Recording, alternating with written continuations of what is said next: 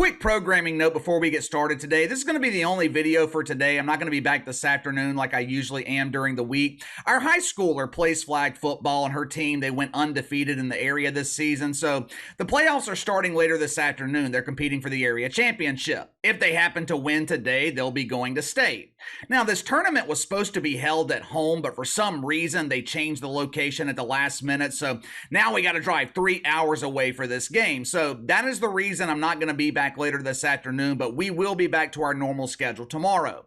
All right. Let's get into Deion Sanders. If there is one thing that bothers me about head coaches in sports, and, well, to be honest, this also bothers me about the mainstream media and society today in general. It is a complete lack of honesty, a lack of transparency. Because of the Saints' dominant win over the Colts yesterday, Dennis Allen's ass is feeling a sense of relief. Over the past few weeks, that ass has been burning. There is no amount of preparation H that could soothe his bruised caboose. But today, the heat has been tempered up a little bit. The ass is only cooking medium rare instead of well done. One of my biggest problems with Dennis Allen throughout his tenure as head coach in New Orleans, besides the fact that this dude has absolutely no business being a head coach at the NFL level, but one of my biggest problems with Dennis the Menace, it is this complete lack of transparency, this sense of dishonesty, for lack of a better word. I usually watch all the post-game press conferences after a Saints or Pelicans game.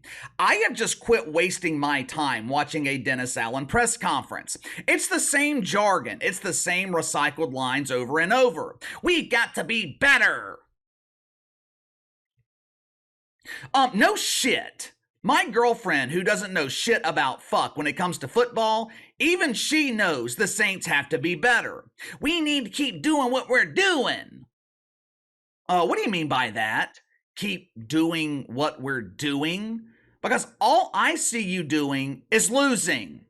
Publicly, it seems like Dennis Allen is afraid to call out the obvious. He's afraid to hold his players accountable. And look, it is not only Dennis Allen that does this. Most head coaches are hesitant to give information to the media.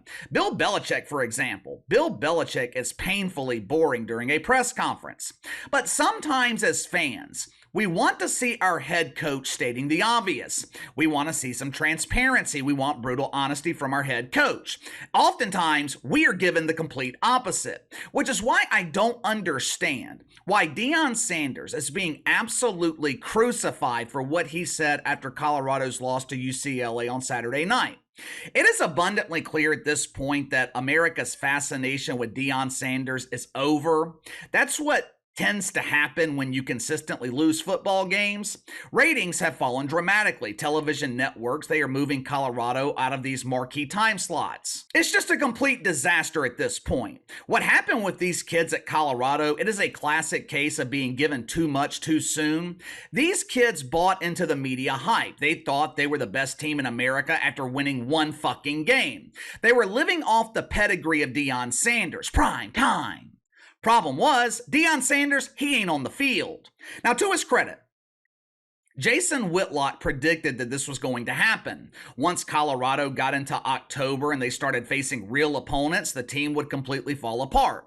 Now, it is no secret that the Colorado offensive line is atrocious. I can see it. You can see it. Blind Bob with the removed knob can see it. Everyone knows the offensive line in Colorado is offensive.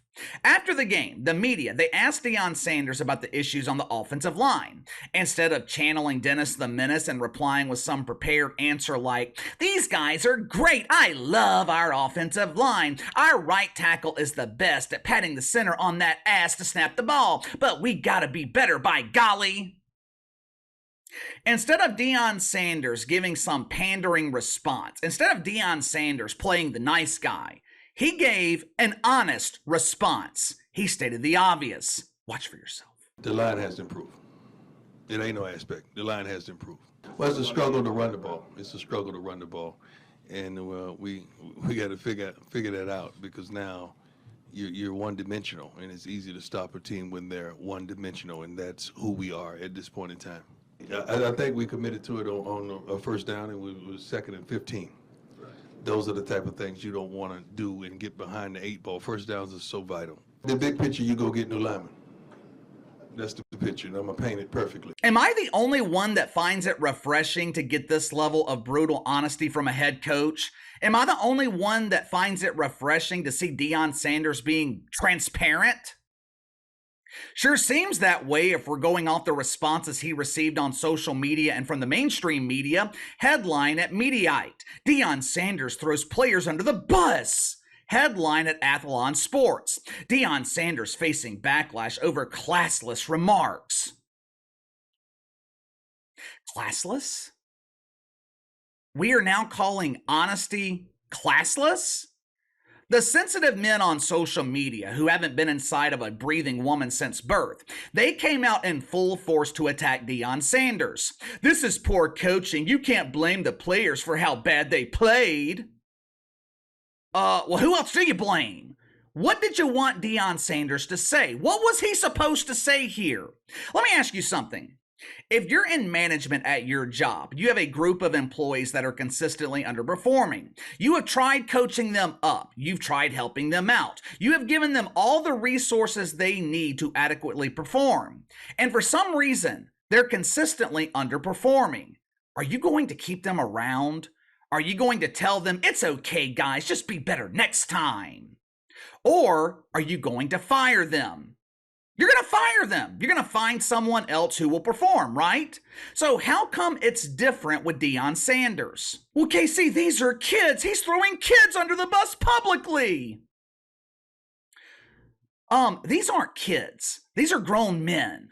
Deion Sanders is not coaching JV football here. This is high-level college football. It's basically the minor league system for the NFL. The Power 5 conferences in college football, it's no different than the G League in the NBA or the farm systems in Major League Baseball. The Power 5 conferences, this is semi-professional football. If his offensive line is not performing, if they're one of the main reasons, not the only reason, but if they're one of the main reasons that Colorado is consistently losing, why wouldn't Deion Sanders replace them? I know the media likes to preach about equity in sports, but this is why equity does not exist. You either play at a high level or you don't. You either step up or you step aside. We are 9 weeks into the season, and the offensive line has been a constant issue for Colorado. So why would they not be replaced by Deion Sanders?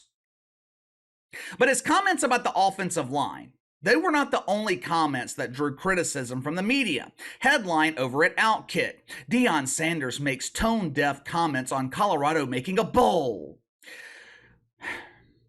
With only 4 wins and 4 games left, it is a real possibility that Colorado is not going to be eligible to play in a bowl game. 3 of their last 4 games, Colorado is going to be the underdog. To be honest with you, I don't see them winning 2 more games this season. They play Oregon State, loss. Arizona, toss-up. Washington State on the road, loss. And they close out the season on the road against Utah, loss. If they do win 6 games, there is no doubt that Colorado would be invited to a bowl game. Even though their ratings have fallen, the television networks, they are not going to pass up the opportunity to broadcast Deion Sanders' first college bowl game. But Deion Sanders, he doesn't give a damn about a bowl. And those aren't my words. That comment came straight from him in a rare instance of Deion Sanders cursing. After their loss to UCLA, someone from the media, they asked Deion Sanders about the possibility of not making the postseason. He said, "We don't give a damn about no bowl. We're just trying to win games." Makes sense to me. Who gives a shit about playing New Mexico State in the gender-affirming Care Bowl? Who cares about playing Guadalupe in the Burrito Bowl? Deion Sanders, he is coaching to win championships. He's trying to build a program that competes for the Pac-12 championship and eventually the national championship. He's not concerned with qualifying for the Butt Bongo Bowl to play the Dancing Queens from Club Shay Shay. He doesn't care about that. Deion Sanders, he wants to win postseason games that actually matter. But KC, what about the fans? What about the boosters? This team went 1-11 last season. They would be thrilled to qualify for a bowl game. Yeah, that's part of the problem in Colorado. That's part of the culture that Deion Sanders is trying to change. He doesn't want the Colorado fan base to be thrilled because they qualified for the Jim Kimmel Bowl. Which, by the way, did you guys see that news last week? For the past couple of years, there was a bowl game held in Los Angeles called the Jim Kimmel Bowl. Last week, they announced that Jim Kimmel had been fired from his own bowl game. He hosted the event every year, which always confused me. I didn't know that college bowl games required a host. It's not a game show, it's a football game. But they fired Jim Kimmel. They replaced him with Rob Gronkowski. So I guess now it's called the Gronk Bowl? Either way, the game is absolutely meaningless. It doesn't matter, it's a complete waste of time, just like 95% of these other bowl games are a complete waste of time. They need to revamp the current bowl system in college football. For starters, there is no reason for a 6-win team, a team with a 6-6 record. There is no reason for them to be playing in a bowl game. What I would like to see happen, I'd like to see college football adopt a tournament-style postseason. The NFL has given them the blueprint. You take maybe the top 2 teams in each Power 5 conference, put them in a 10-team postseason tournament. Single elimination, you determine your national champion that way. I think that is the direction that college football is heading, or at least I hope that is the direction that they're heading. But there's no reason for all of these meaningless bowl games. The system has become watered down. Back in the 90s, qualifying for a bowl game, it actually mattered. There were only 19 bowls back then. Now, that was still too many, but at least you had winning teams that were competing. Today, we have 43 bowl games. 43! Most of which are being filled with teams that have no business being there. The games are boring, the stadiums are empty, most people couldn't care less about them. The only people that care about meaningless bowl games are the ones running the television networks. But anyway, give me your thoughts. Deion Sanders, he gets crucified for being honest. Now, did you think his comments were classless? Do you think he was out of line for calling out his offensive line publicly and saying that he was going to replace them? Or do you commend him for his honesty and transparency? Also, what do you guys think of the current bowl system? This is something that we haven't talked about in a while here on the channel.